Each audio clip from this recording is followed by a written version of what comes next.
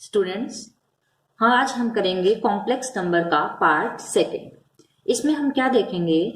Addition, subtraction, multiplication and division of complex numbers. Means कोई भी दो कॉम्प्लेक्स नंबर अगर आपके पास गिवन है तो उन्हें हम कैसे ऐड करेंगे, सब्ट्रैक्ट करेंगे, मल्टीप्लाई एंड डिवाइड। चलो एग्जाम्पल से देखते हैं। फॉर एग्जाम्पल एडिशन की अगर हम बात करें, मान लो हमारे पास दो कॉम्प्लेक्स नंबर हैं, Z1 है 2 + 3 आयोटा एंड Z2 की वैल्यू है 5 + 4 आयोटा। ये दो कॉम्प्लेक्स नंबर हमें गिवन है। हमें क्या करना है? इन दोनों कॉम्प्लेक्स नंबर को ऐड करना है। Means Z1 + Z2।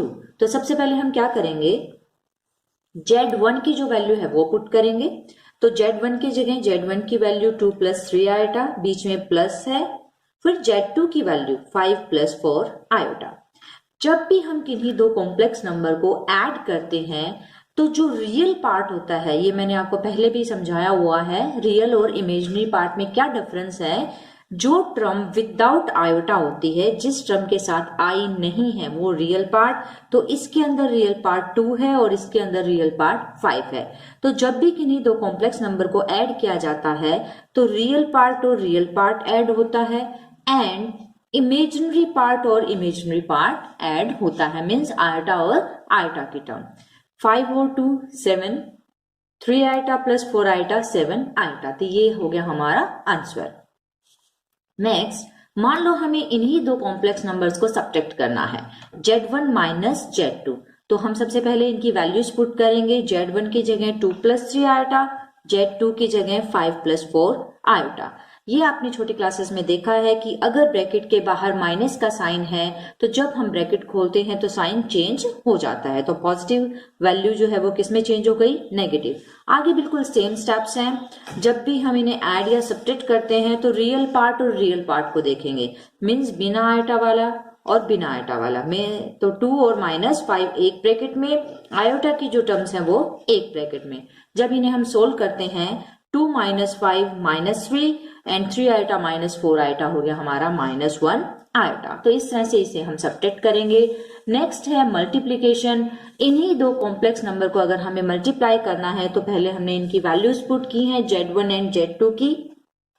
And then जैसे आप छोटी क्लासेस में मल्टीप्लीकेशन खोलते थे, वही प्रोसीजर हम यहाँ पे अप्लाई करेंगे। कैसे? जैसे यहाँ 2 है तो 2 की पहले इन दोनों टर्म से मल्टीप्लाई।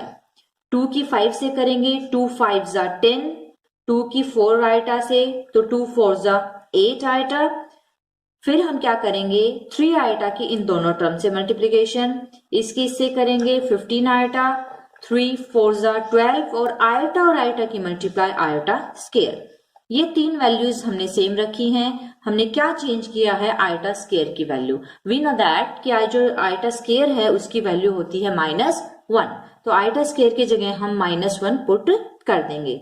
इसके बाद सेम स्टेप, रियल पार्ट और इमेजिनरी पार्ट को हम सेपरेट करेंगे। तो इसमें रियल पार्ट 10 है और -12 और इमेजिनरी पार्ट आयोटा कॉमन ले लेंगे। इमेजिनरी पार्ट है 8 और 15। सोल्व करने पे हमारा जो आंसर है वो आता है -2 + 23 आयोटा।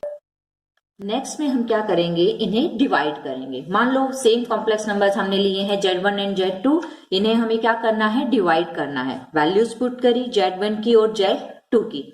अगर आपको याद हो तो मैंने फर्स्ट पार्ट में आपको बताया था कि अगर कॉम्प्लेक्स नंबर चैप्टर में डिवाइड में आयोटा की टर्म आती है तो हमें इसको क्या करना पड़ेगा?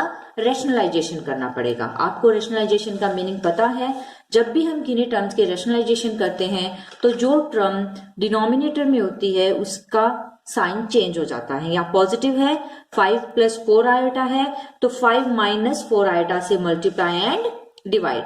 क्या करेंगे? हम 2 की इन दोनों से मल्टीप्लाई, 5 × 2 = 10, 2 की इससे -8 आयोटा, फिर 3 आयोटा की 5 से 15 आयोटा, इसकी इससे करेंगे तो -12 और आयोटा स्क्वायर।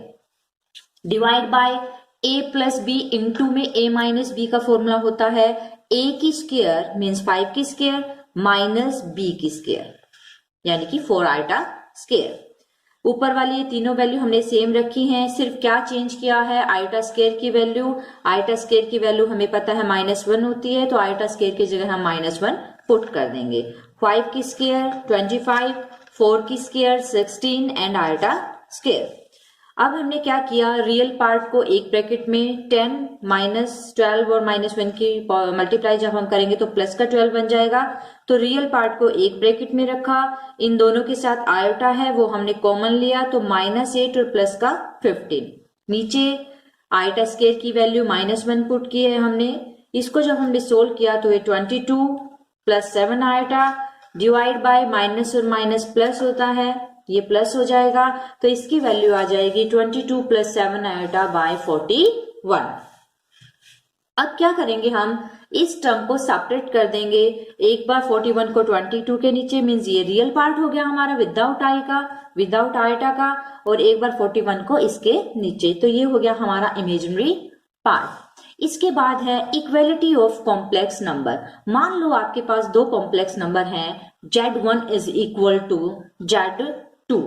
अगर कोई भी दो कॉम्प्लेक्स नंबर इक्वल होते हैं, इन दोनों कॉम्प्लेक्स नंबर के बीच में अगर इक्वल का साइन है, तो क्या हमें देखना है, Z1 की जगह हमने Z1 की वैल्यू पुट की, Z2 की जगह Z2 की वैल्यू पुट की। अब ये दोनों कॉम्प्लेक्स नंबर इक्वल हैं।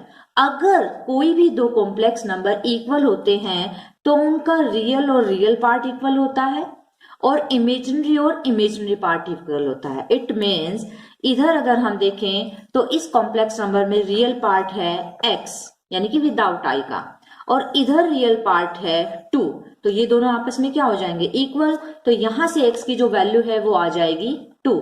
सिमिलरली जब हम इमेजिनरी पार्ट की बात करेंगे तो यहाँ इमेजिनरी पार्ट क्या है, जो आयोटा के साथ है वो इमेजिनरी पार्ट कहलाता है, मीन्स y, और यहाँ आयोटा के साथ है -3, तो y की जो वैल्यू है वो आ गई है हमारे पास -3। तो आज का टॉपिक यही कंप्लीट होता है।